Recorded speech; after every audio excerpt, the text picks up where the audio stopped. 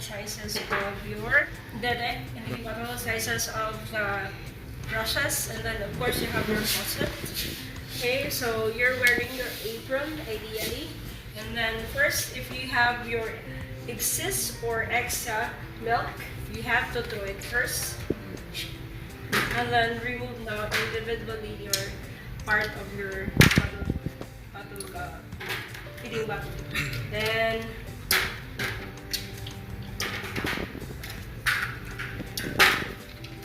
tapon kung meron extra, and then this time you, for example, this is the clean one, and this is the okay, I'll open the faucet slowly lang, madam.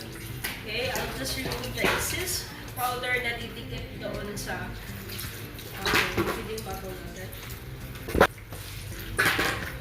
Okay. This time, kamayin nyo muna.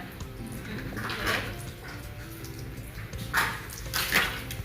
Then, remove some rices. And then, you are going to put the sabon. So, in the nipple one, so first, unahin muna natin si bucket. And then, you have to grab the soap. Ideally, yung iba ginagawa, mali yun. So, you have to put it on the brush. Gentle amount. Okay, and then pour it. Hold it like this. Baka mag-insulate na kayo. Okay, once it's done, out. Pag out yung hindi diretso yung hila. So when you pull it out, okay, okay, and then brush this.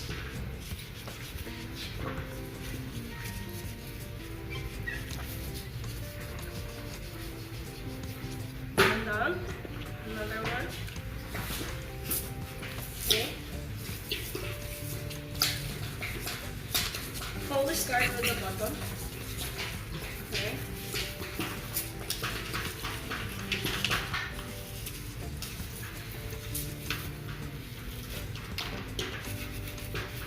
The side of the mouth area, and then the tiny one, and then this time the water done, clean it.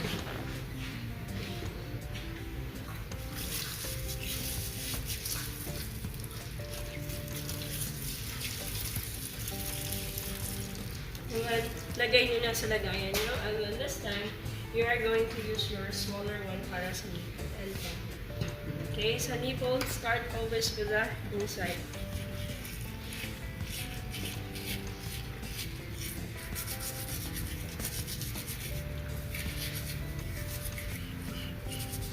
This one is very important to push.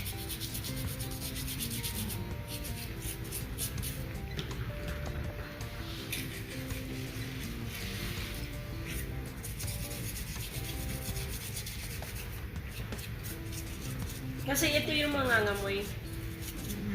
Kung meron kayong mga bata, do the inner. Yun.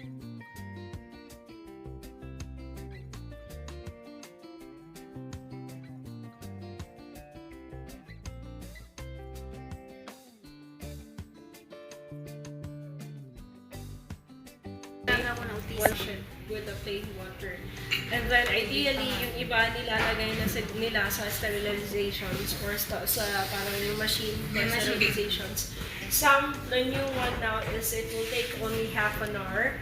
There are others 15 minutes. Other is 10 minutes, depende sa mga bago mo nabili. So if you already finished sterilize the feeding bottle, please do not remove it from there to keep it sterile. Yun yung mali kasi after nang tinatanggal nila and then keep it aside. No, do not do that. And then if you have enough feeding bottle and then may yaya ka naman, tagasunod sa gagawin mo, then do not remove it from inside the sterilizations machine. Why? So that your feeding bottle will still consider sterile. Hindi siya contaminated na kahit ano. Okay? Again. Okay. brush.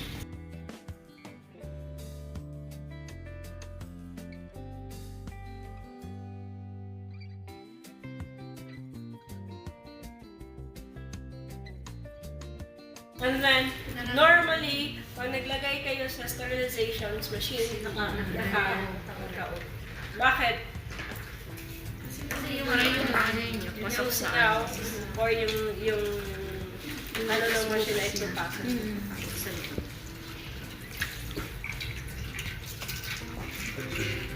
So this time, hindi mo na siya kailangan i-brush.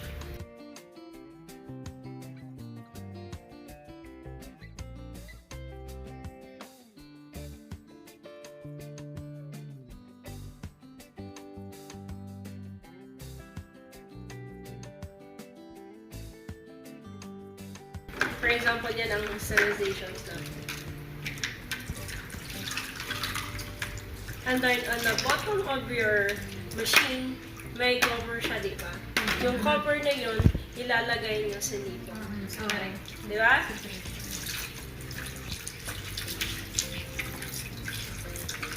So, for example, na-cover up na natin siya, and then, meron na siyang cover dito, saka natin ilalagay sa lipo. Doon sa cover na yun. Okay? So, that is how you clean your feeding bottle.